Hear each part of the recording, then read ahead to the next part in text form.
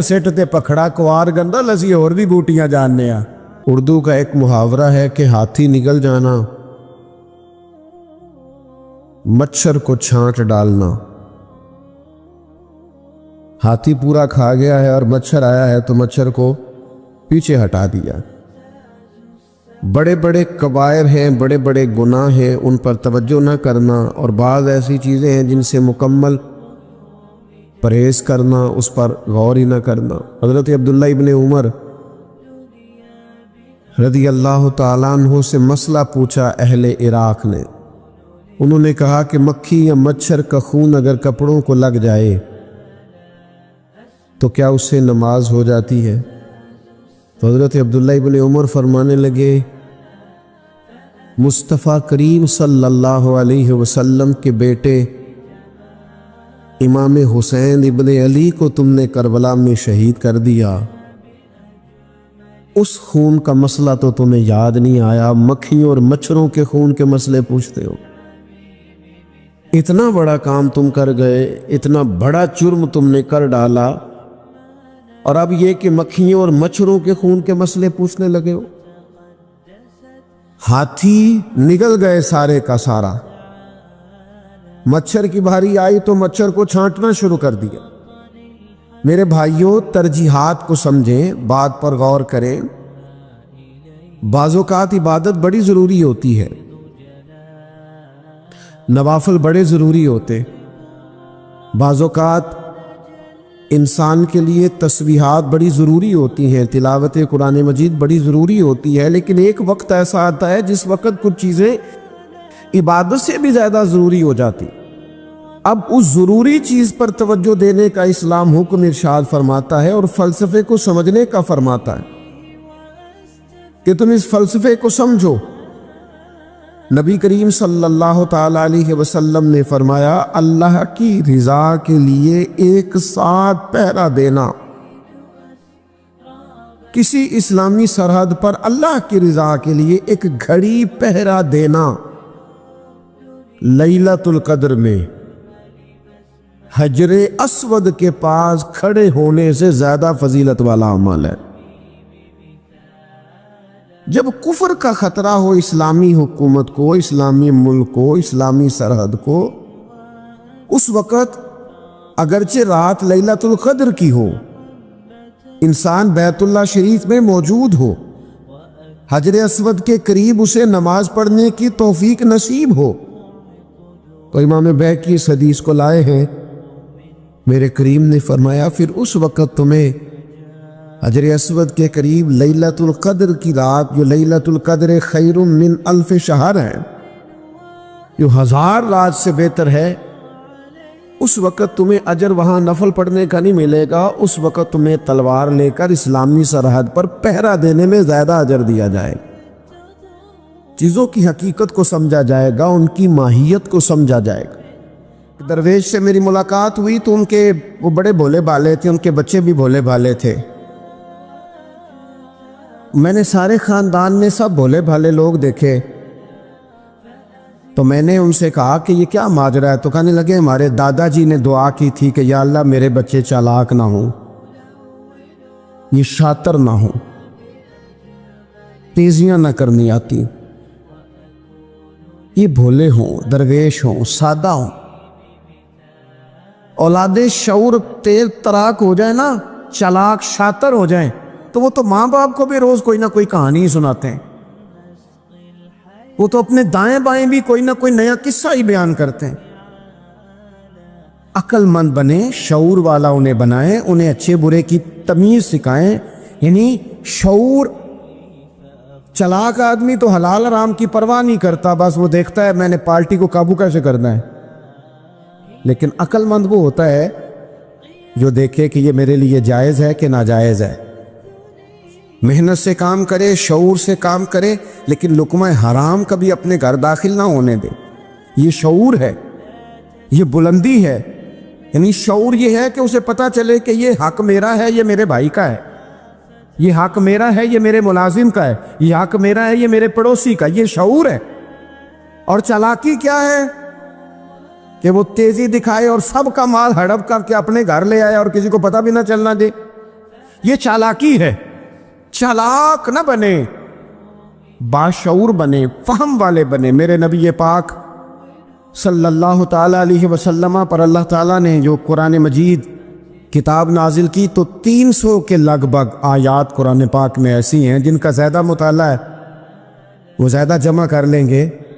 300 کے قریب آیات ایسی ہیں جس میں اللہ تعالیٰ نے عقل اور شعور کی طرف بڑھنے کا حکم دیا ہے. فرمایا عقل والو غور کرو, تم دیکھتے نہیں زمین و آسمان میں اختلاف ہے, رات اور دن آتے جاتے ہیں, اس میں غور کرو, اس میں نشانیاں ہیں. پر ان کے لیے جو عقل رکھتے ہیں, جو شعوری بلندی رکھتے ہیں, تیزی نہیں, چالاکی نہیں, شاطر پن نہیں. ابو جہل جو تھا نا وہ بیوقوف آدمی نہیں تھا. دور دراز سے لوگ اس کے پاس اپنے مقدمات کا فیصلہ کرانے آتے تھے. چالاک آدمی تھا, اتنی زبردست بات کرتا تھا, اتنی اچھی باتیں سناتا تھا کہ لوگ لوٹ پوٹ ہوتے تھے, گھنٹوں بیٹھ کے لوگ اس کی بات سنتے تھے. لیکن شاطر تھا, عقل مند نہیں تھا. اگر عقل مند ہوتا تو اسے نظر آ جاتا کہ وہ دیکھو آفتاب نبوت چمک رہا ہے, وہ غلام ہو جاتا رسول پاک کا. لیکن وہ چالاک تھا, چالاکیاں کرتا رہا, تیزیاں دکھاتا رہا. اس نے اس ترتیب سے اسلام کی مخالفت کی. آپ دیکھیں نا, جس رات نبی پاک صلی اللہ علیہ وسلم کو شہید کرنے کا ارادہ ان ظالموں نے کیا ہے تو بڑی پلاننگ کی. ہر قبیلے سے ایک ایک بندہ لے کے آؤ, ہر قبیلے سے, اور اس کے ہاتھ میں تلوار تھماؤ. جب ہر قبیلے کا بندہ ہوگا تو اگر معاذ اللہ حضور کو شہید کرنے میں کامیاب ہو گئے تو کسی ایک قبیلے پر الزام بھی نہیں آئے گا اور بنو ہاشم کسی ایک قبیلے کا مقابلہ بھی نہیں کر سکیں گے. اس چالاکی سے, یہ کبھی لوگوں کی سمجھ میں باتیں نہیں آتی تھی پر چالاک تھے, اس چالاکی سے یہ دین کی مخالفت کرتے تھے, یہ تیزی دکھا کے مخالفت کرتے تھے, اور جناب صدیق اکبر دفاع کی کوششیں کرتے تھے. وہ شعور کے ساتھ, فہم کے ساتھ انہوں نے بھی انداز اختیار کیا نا. انہوں نے چالاکی کی کہ ہر قبیلے سے ایک ایک بندہ, وہ تو اللہ کی حکمت تھی کہ سرکار نے ایک مٹھی میں پکڑ کے مٹی پھینکی تو ان کی آنکھوں کے آگے اللہ تبارک و تعالیٰ نے پردے ڈال دیے. لیکن اس کے مقابلے میں حضرت صدیق اکبر فہم و فراست کا, شعور کا وہ مظاہرہ کر رہے ہیں. وہ کیسا بندوبست کرتے ہیں, کہتے ہیں اپنے غلام سے کہ 2 اونٹنیاں موٹی تازی, ان کو تم نے لے کے غار کے اس جانب آ جانا ہے.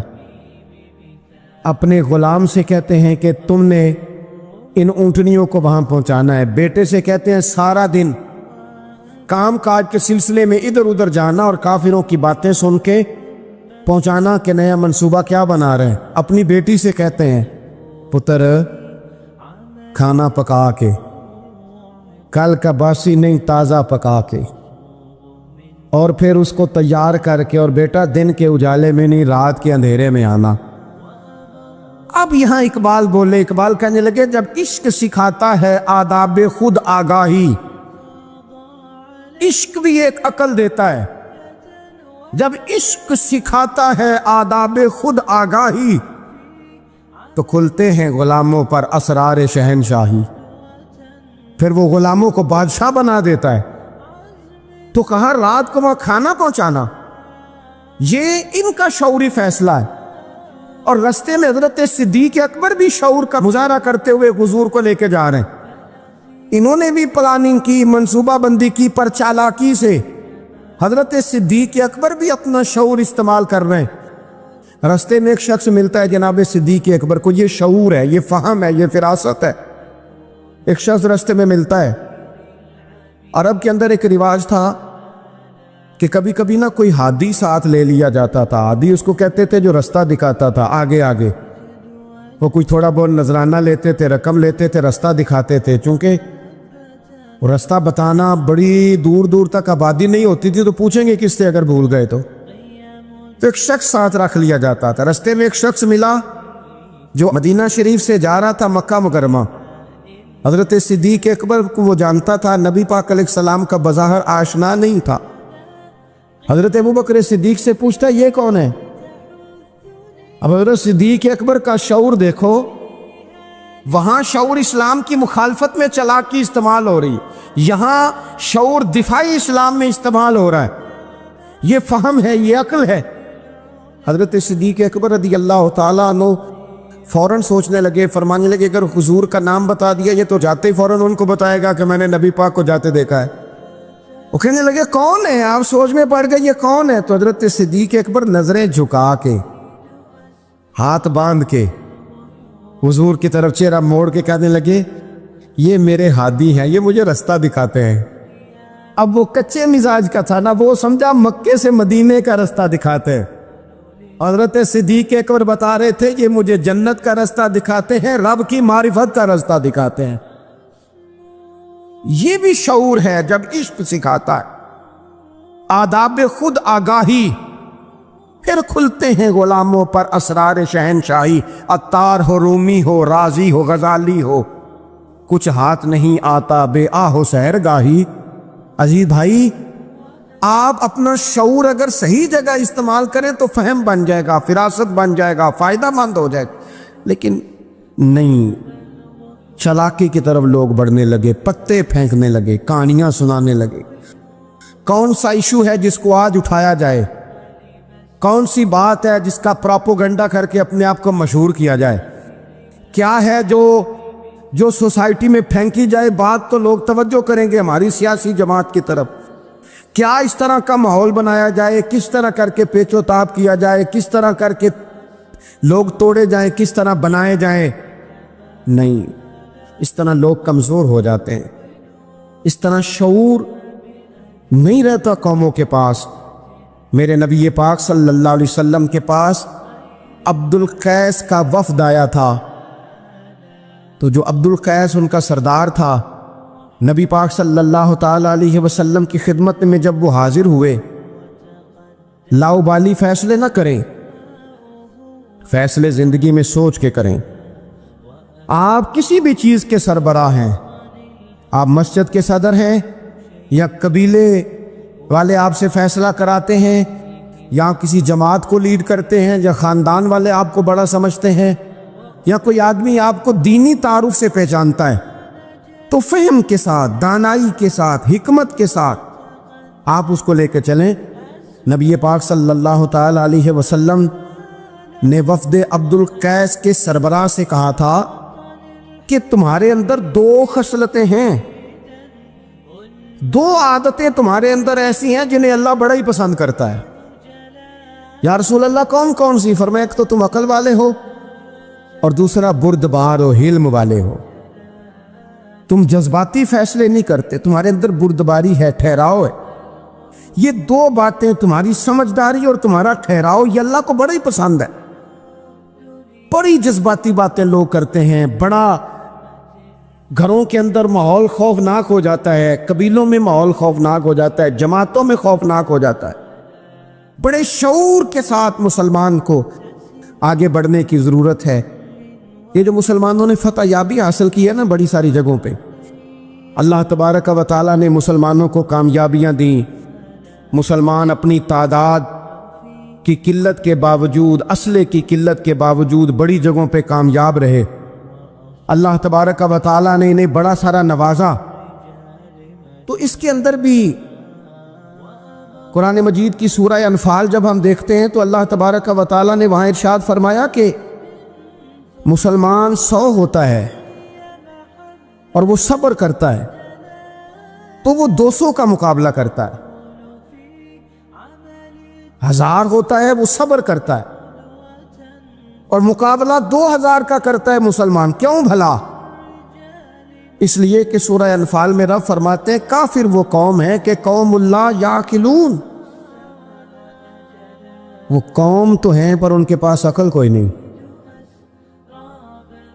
وہ چڑھ دوڑتے ہیں کہ مار دیں گے، مر جائیں گے، آج انہیں ختم کر کے رہیں گے، وہ شعور کے ساتھ میدان میں نہیں آتے۔ لیکن نبی پاک صلی اللہ علیہ وسلم جب اپنے لوگوں کو لے کے جاتے تھے، حضور انہیں سمجھاتے تھے، صف بندی کرتے تھے۔ نبی پاک علیہ الصلوۃ والسلام ایک طریقہ بتاتے تھے کہ جھنڈا تمہارے ہاتھ میں رہے گا، اگر یہ آدمی شہید ہوتا ہے تو جھنڈا بھائی مدد اللہ کی ہے، لیکن حکمت کے تقاضے سارے پورے کیے جائیں، وہ سارے کام کیے جائیں جو وقت کے تقاضوں کی ضرورت کے مطابق ہوں۔ اس عقل کی بات بھی اقبال نے کہی ہے، فرماتے ہیں کہ عقل عیار ہے، 100 بھیس بنا لیتی ہے۔ اس کے لیے عیار کا لفظ کہا، اور دوسرا پہلو دیکھیے عیار کے مقابلے میں لفظ کیا کہا۔ عقل عیار ہے، 100 بھیس بنا لیتی ہے، عشق بیچارہ۔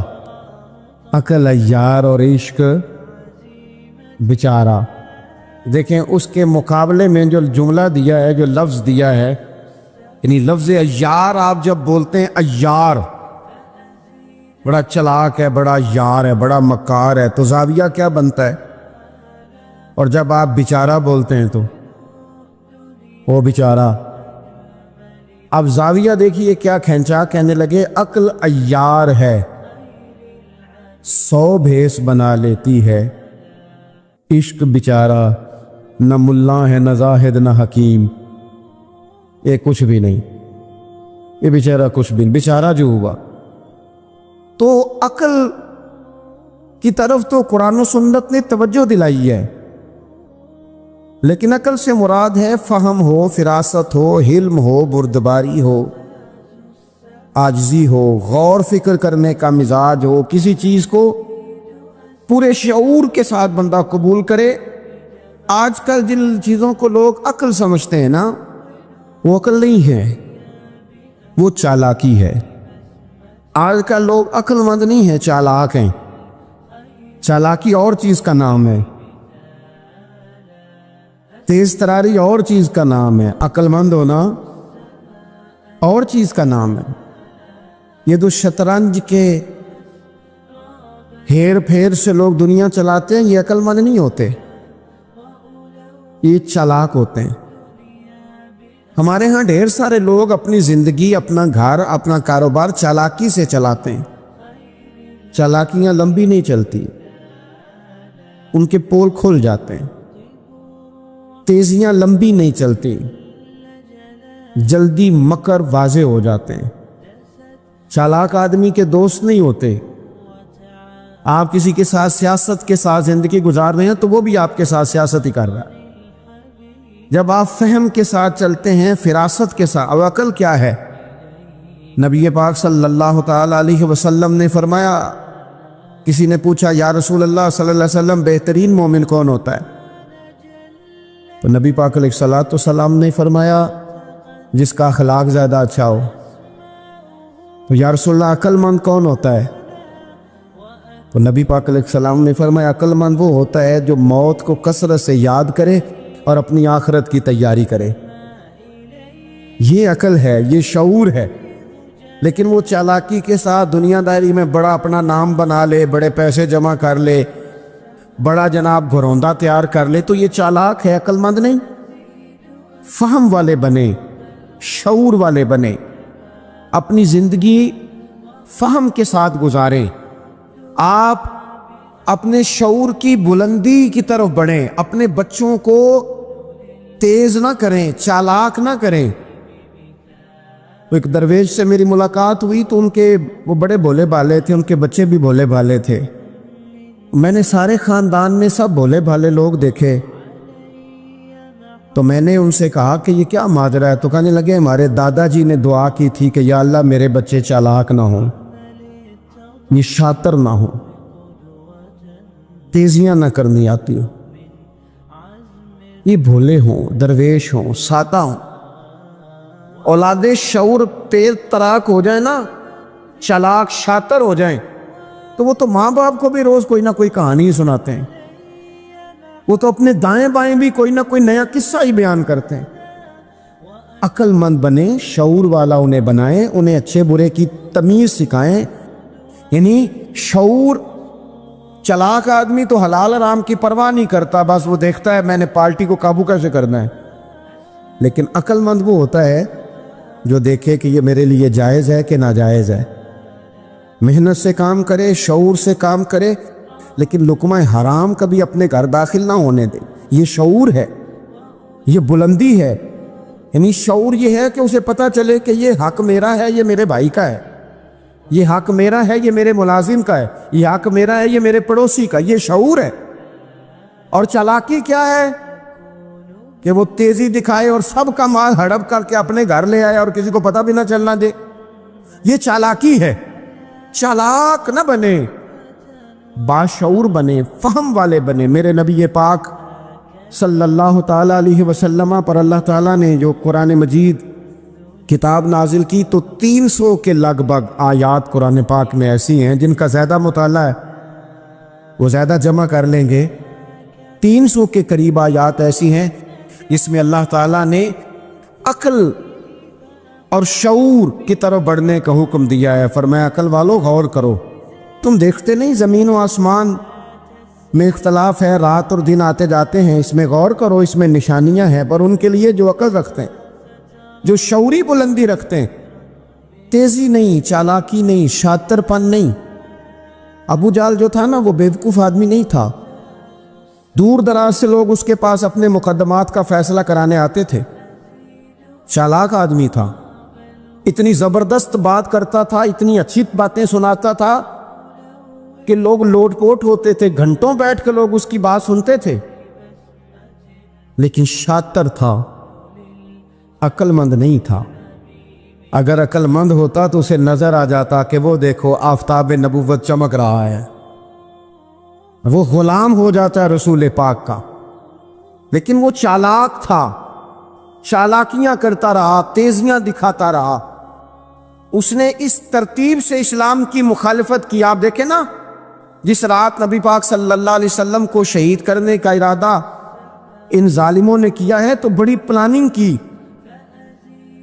ہر قبیلے سے ایک ایک بندہ لے کے آؤ، ہر قبیلے سے، اور اس کے ہاتھ میں تلوار تھماؤ۔ جب ہر قبیلے کا بندہ ہوگا تو اگر معاذ اللہ حضور کو شہید کرنے میں کامیاب ہو گئے تو کسی ایک قبیلے پر الزام بھی نہیں آئے گا اور بنو ہاشم کسی ایک قبیلے کا مقابلہ بھی نہیں کر سکیں گے۔ اس چالاکی سے، یہ کبھی لوگوں کی سمجھ میں باتیں نہیں آتی تھی پر چالاک تھے، اس چالاکی سے یہ دین کی مخالفت کرتے تھے، یہ تیزی دکھا کے مخالفت کرتے تھے، اور جناب صدیق اکبر دفاع کی کوششیں کرتے تھے۔ وہ شعور کے ساتھ، فہم کے ساتھ انہوں نے بھی انداز اختیار کیا نا، انہوں نے چالاکی کی کہ ہر قبیلے سے ایک ایک بندہ، وہ تو اللہ کی حکمت تھی کہ سرکار نے ایک مٹھی میں پکڑ کے مٹی پھینکی تو ان کی آنکھوں کے آگے اللہ تبارک و تعالیٰ نے پردے ڈال دیے، لیکن اس کے مقابلے میں حضرت صدیق اکبر فہم و فراست کا، شعور کا وہ مظاہرہ کر رہے ہیں۔ وہ کیسا بندوبست کرتے ہیں، کہتے ہیں اپنے غلام سے کہ 2 اونٹنیاں موٹی تازی، ان کو تم نے لے کے غار کے اس جانب آ جانا ہے۔ اپنے غلام سے کہتے ہیں کہ تم نے ان اونٹنیوں کو وہاں پہنچانا ہے۔ بیٹے سے کہتے ہیں سارا دن کام کاج کے سلسلے میں ادھر ادھر جانا اور کافروں کی باتیں سن کے پہنچانا کہ نیا منصوبہ کیا بنا رہے ہیں۔ اپنی بیٹی سے کہتے ہیں پتر کھانا پکا کے، کل کا باسی نہیں، تازہ پکا کے، اور پھر اس کو تیار کر کے، اور بیٹا دن کے اجالے میں نہیں، رات کے اندھیرے میں آنا۔ اب یہاں اقبال بولے، اقبال کہنے لگے جب عشق سکھاتا ہے آداب خود آگاہی، عشق بھی ایک عقل دیتا ہے، جب عشق سکھاتا ہے آداب خود آگاہی تو کھلتے ہیں غلاموں پر اسرار شہنشاہی، پھر وہ غلاموں کو بادشاہ بنا دیتا ہے۔ تو کہا رات کو وہاں کھانا پہنچانا، یہ ان کا شعوری فیصلہ ہے، اور رستے میں حضرت صدیق اکبر بھی شعور کا مظاہرہ کرتے ہوئے حضور کو لے کے جا رہے ہیں۔ انہوں نے بھی پلاننگ کی، منصوبہ بندی کی، پر چالاکی سے حضرت صدیق اکبر بھی اپنا شعور استعمال کر رہے ہیں۔ رستے میں ایک شخص ملتا ہے جناب صدیق اکبر کو، یہ شعور ہے، یہ فہم ہے، یہ فراست ہے۔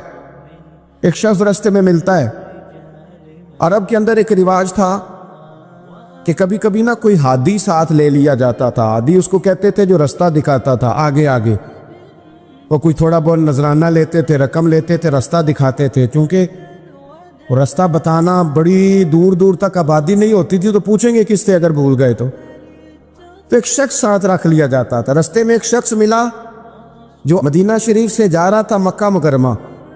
حضرت صدیق اکبر کو وہ جانتا تھا, نبی پاک علیہ السلام کا بظاہر آشنا نہیں تھا.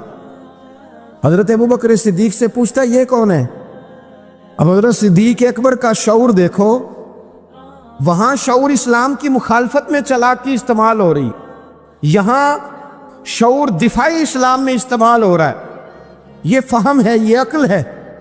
حضرت صدیق اکبر رضی اللہ تعالیٰ عنہ فوراً سوچنے لگے, فرمانے لگے اگر حضور کا نام بتا دیا یہ تو جاتے ہی فوراً ان کو بتائے گا کہ میں نے نبی پاک کو جاتے دیکھا ہے.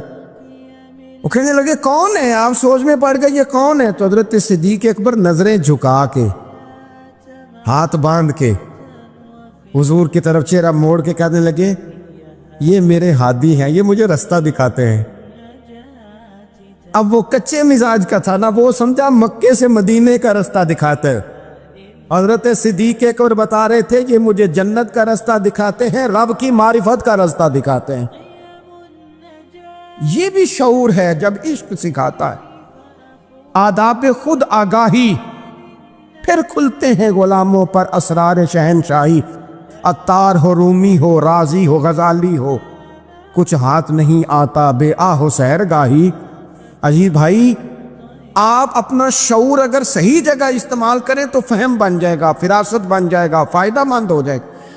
لیکن نہیں, چلاکی کی طرف لوگ بڑھنے لگے, پتے پھینکنے لگے, کہانیاں سنانے لگے. کون سا ایشو ہے جس کو آج اٹھایا جائے؟ کون سی بات ہے جس کا پراپوگنڈا کر کے اپنے آپ کو مشہور کیا جائے؟